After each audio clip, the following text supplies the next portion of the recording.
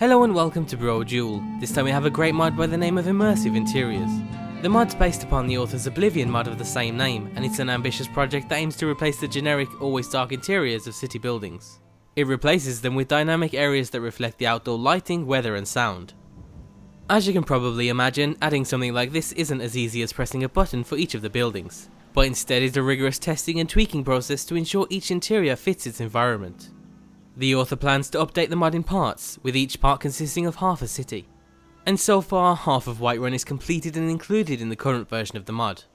You can find a list of the buildings on the mod page, but they basically include all of the houses on lower ground, including things like shops, Bree's home and the companion's headquarters.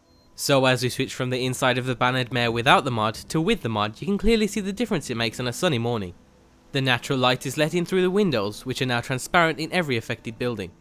On top of letting in light, you can also look outside the windows and see the rest of the city, so you can now sit and enjoy the view of the sun setting on Whiterun with a cold cup of mead on a Sunday afternoon. The different weather types also give great effects when inside a building. For example, when it's raining, there's not a whole lot of natural light coming through the windows, so the interior relies more on the other light sources. You can also very clearly hear the rain outside, which is obviously great for immersion. Sure, you'll find what you're looking for. If not, let me know, I might have it stored away.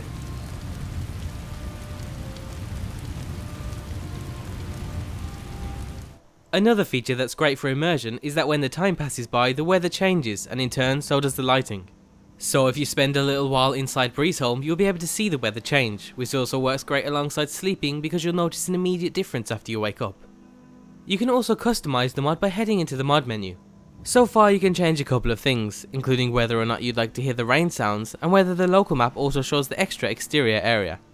Both are on by default, and we recommend you also keep it that way. There also might be a few experimental options too, so feel free to mess around with those, but keep in mind that they're mostly for testing purposes. In terms of compatibility, the mod was designed to work with a vanilla game, but as you can see in the video, it also works fine alongside ENBs. However, it won't work well alongside some of the lighting overhauls, such as realistic lighting overhaul or enhanced lights and FX. And overall, the author has a long road ahead of him, but Immersive Interiors is on its way to becoming a must-have mod for Skyrim. We've seen similar effects in other mods, like certain player home and lighting overhauls, but usually they just add lots of light and simulate day and night cycles, so it's nice to see a mod that actually changes the ambient lighting depending on the time and weather.